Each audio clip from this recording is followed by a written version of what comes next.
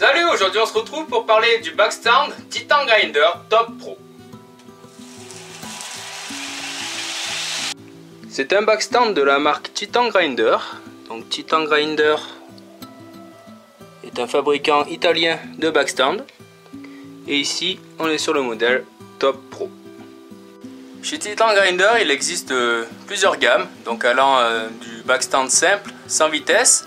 Ensuite on a les backstands avec variateur et inverseur de vitesse, comme ici.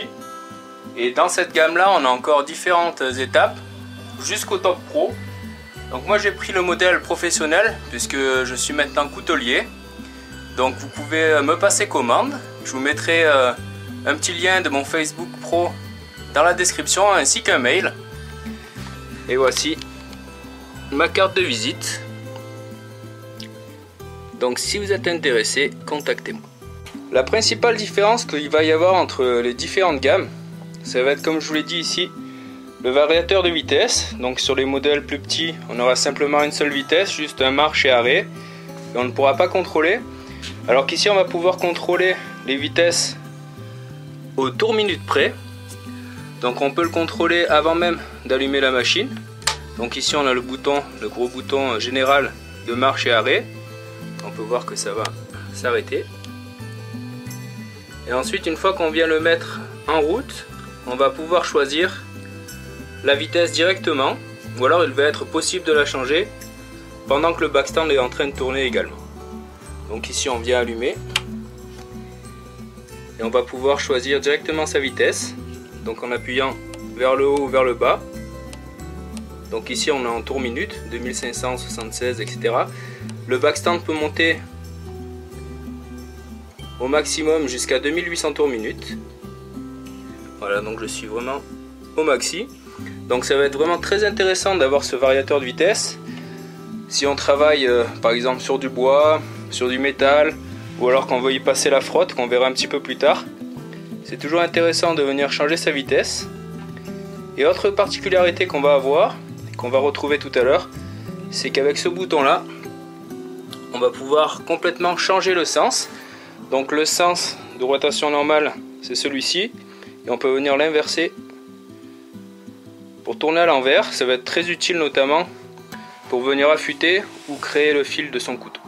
Une fois qu'on a sélectionné sa vitesse, donc ici je vais passer au maximum, il suffira d'appuyer sur le bouton vert pour allumer le backstand, ensuite sur le bouton rouge pour venir l'éteindre, et si on veut vraiment couper le courant, le bouton qu'on a vu au départ. Donc on va voir que c'est un moteur 2 chevaux. À 2800 tours minute, ça reste relativement silencieux.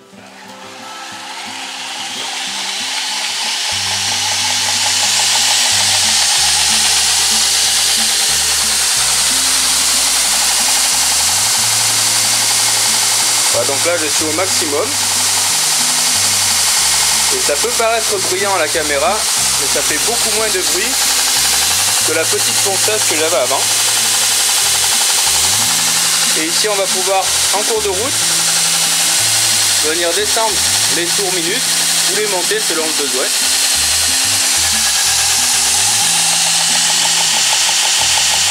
Donc ce qui va être agréable avec ça, c'est qu'on va pouvoir se servir du backstand à toute petite vitesse sans qu'il y ait de perte de puissance. Bon, imaginons à 1000 tours minute, on va quand même pouvoir pousser sur la bande sans que celle-ci vienne s'arrêter. Avec le backstand, le Top Pro, on va avoir 4 accessoires qui sont fournis. Donc on va avoir cet accessoire ici qui permet d'avoir une surface plane. Ensuite, une roue de contact, 2 petits trous pour pouvoir faire par exemple les courbes ou les finger choil. Et ensuite, ce plateau qu'on va pouvoir mettre notamment avec l'accessoire plat ou la roue de contact. Avant de changer l'accessoire, il va bien sûr falloir enlever la bande. Donc pour ça, ça va être très simple. Il va suffire de venir appuyer ici sur la manette pour pouvoir baisser la roue du haut, ce qui va détendre la bande. Il n'y aura plus qu'à l'enlever pour changer l'accessoire ou pour mettre un autre grip. Voilà, vraiment rien de compliqué, ça se fait très rapidement. Donc là j'ai enlevé la bande, imaginons que je vais choisir une autre bande. Je vais la placer sur la roue arrière. je tire, je la replace et c'est reparti. Pour changer d'accessoire, il va suffire de venir jouer sur cette manivelle. On va venir desserrer, ce qui va pouvoir nous permettre d'enlever l'accessoire. Plus bas ici, on a une deuxième manivelle qui va nous permettre d'insérer le plateau. Voilà, ici je viens de desserrer. J'enlève mon accessoire. Ou avec le même principe, je peux venir par exemple placer mon support.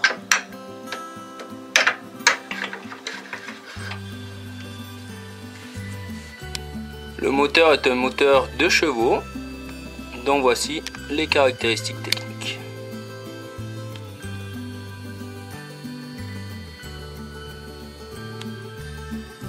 Voilà ce que ça donne avec le support devant. Donc c'est un support qu'on va pouvoir monter ou descendre, toujours avec ce système de manivelle, pour venir le mettre à la hauteur qu'on désire. Et on va également pouvoir venir se servir de cette vis pour régler son inclinaison ici. On va également pouvoir le placer de cette manière, par exemple si on veut venir faire des arêtes bien à 90 degrés sur l'arrière. Et on va également pouvoir pivoter la plaque dans ce sens à l'aide de la vis qu'il y a ici. On peut faire pivoter tout le socle, donc quelque chose qui peut être très polyvalent dans la façon d'être positionné. Ensuite là on a une bonne base pour commencer le travail. Si la bande est excentrée, on peut le voir ici par exemple, où elle part d'un côté ou de l'autre, il suffira de venir jouer sur cette petite manette. Lorsqu'on va venir vers nous, ça va partir sur la gauche et l'inverse sur la droite. Donc ça va jouer ici sur l'espace qu'il y a sur le rebond.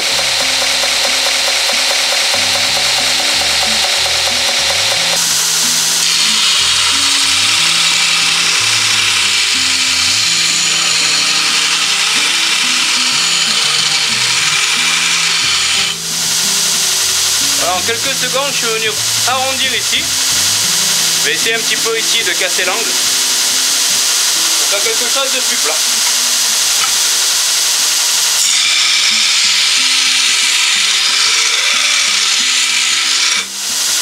Voilà, pareil, quelques secondes ont suffi pour créer cet arrondi.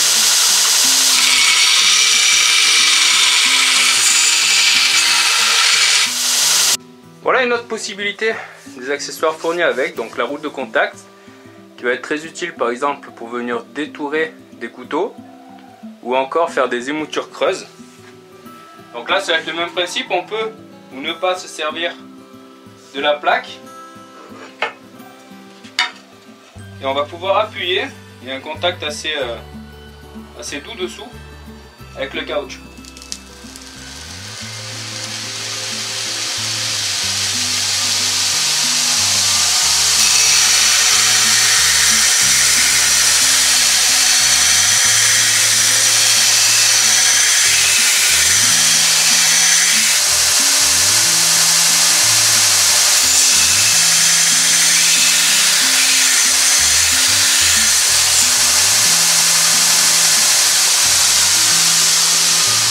Voilà le résultat.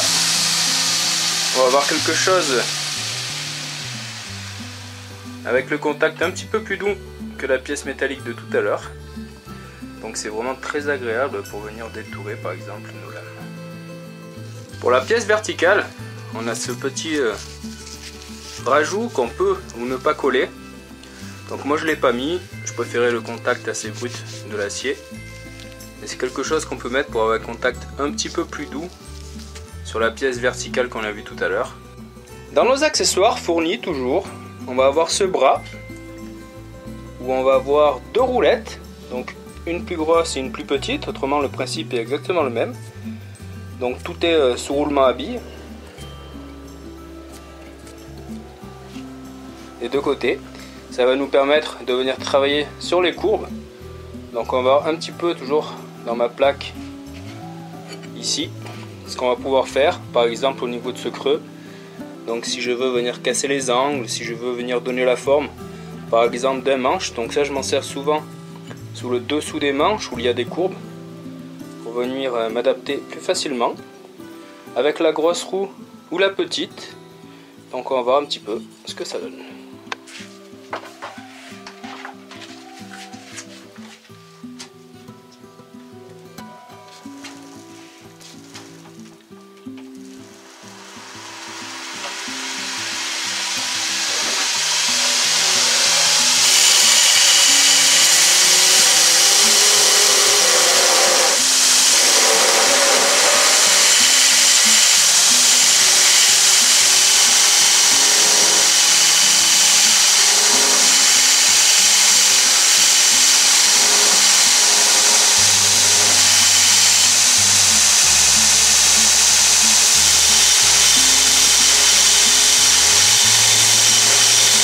Voilà, en quelques secondes, je suis venu faire la courbe qui me convenait.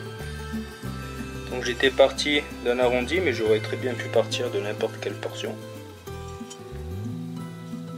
Donc c'est vraiment très efficace pour tout ce qui est courbe. Et sur la grosse roue, le principe est exactement le même. Tout simplement, on va avoir un creux un peu plus haut. Voilà, ici on est sur la grosse roue. C'est exactement le même principe.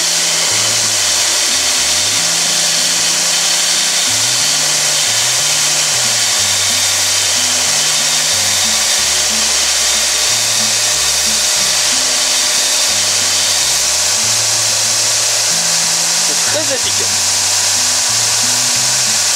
Pour finir les lames, pour polir, on a également ce bras qui est en option, qui n'est pas fourni avec la machine. Donc on va tout simplement ici avoir une roue un petit peu similaire à la grosse qu'on vient de voir, avec ici une tige, un pas de vis, un écrou sur laquelle on va pouvoir fixer une frotte. Donc la frotte n'est pas fournie avec, il faut l'acheter à part. Ensuite on vient simplement la mettre, serrer ici l'écrou pour que ça tienne. Voilà ce que ça donne lorsqu'on a mis la frotte. La seule différence avec les autres accessoires, c'est qu'il va falloir placer la bande en premier sur l'accessoire. Donc là je prends la bande la plus fine possible au cas où je venais à riper dessus pour éviter de me faire mal. Ensuite je le passe sur le bras ici et je viens chercher la route derrière. Avec la frotte on voit bien l'intérêt d'avoir le variateur de vitesse. Est-ce qu'on va pouvoir travailler par exemple ici à 600 tours minute sans avoir de perte de puissance. Donc la frotte tourne doucement, mais on va quand même pouvoir appuyer dessus sans que la machine ralentisse.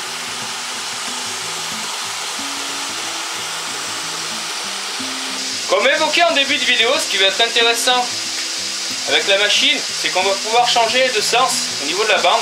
Donc là elle tourne dans ce sens là. En appuyant sur le bouton qu'on a vu, on va pouvoir tout simplement changer de sens de rotation. Donc là, ça repart dans l'autre sens. Donc on peut changer soit en cours de route, soit en venant arrêter la machine. Ce qui va être vraiment intéressant dans cette rotation-là, ça va être pour créer les fils et affûter les couteaux. Voilà, ici concrètement, avec la machine qui tourne dans ce sens-là, je vais pouvoir toujours, sur mon exemple, venir affûter mes lames. Donc je vais avoir le loisir ou d'utiliser la roue, comme si c'était un petit peu les pierres ici. Donc un contact plus franc. Ou alors on va pouvoir jouer sur la souplesse de la bande pour venir par exemple créer des convexes en montant plus ou moins haut dessus. Donc ici on va avoir un grand contrôle et la bande va légèrement s'affaisser. On peut vraiment venir chercher quelque chose de plus souple en plein milieu ici.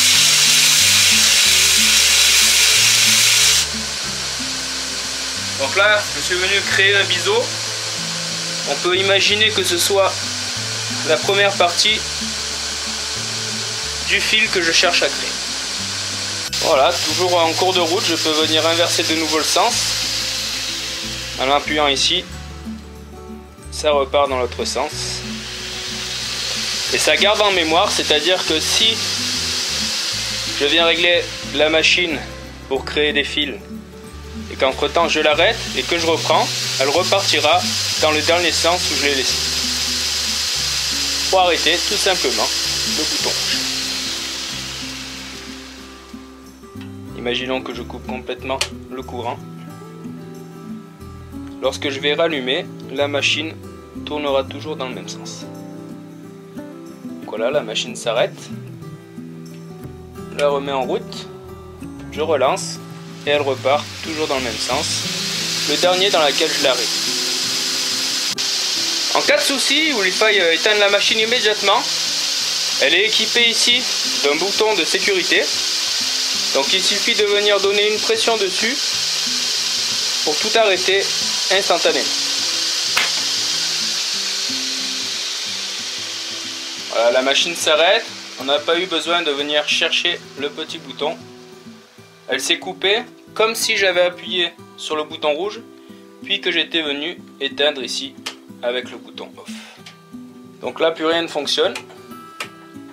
Il faut que je remette tout d'abord mon bouton en route pour que ça rallume mon backstand. Pour la pièce verticale qu'on voit ici, on va également avoir plusieurs possibilités.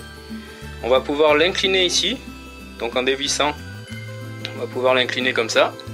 Et on va aussi pouvoir enlever la plaque pour par exemple créer du convexe. Donc là ici on va avoir une bande qui ne va pas être tenue à l'arrière, donc on va pouvoir pousser dessus. À ce propos là, les bandes sont en standard, donc 2 mètres par 5 cm, donc 2 mètres de longueur sur 5 cm de large, et on peut les trouver évidemment dans différents grains. Voilà, on a fait en gros le tour de cette belle machine. Donc à noter que sur la version Top Pro, on va avoir les roues ici, ainsi qu'en sortie de moteur en aluminium. Sur les versions un petit peu plus bas de gamme, on va avoir un enrobage en caoutchouc. Voilà à quoi ressemble le moteur. Donc c'est une machine très puissante, très polyvalente grâce aux bras qui sont fournis, mais qui reste quand même raisonnable au niveau du poids et de l'encombrement. Donc ici elle n'est pas fixée, elle est juste posée sur l'établi qui est simplement un ancien bureau. Donc elle a des petites pattes ici pour absorber un petit peu les vibrations. Donc la machine, même en pleine puissance, ne vibre pas trop. Et au niveau sonore est vraiment très raisonnable. Donc on l'a vu un peu tourner en pleine puissance.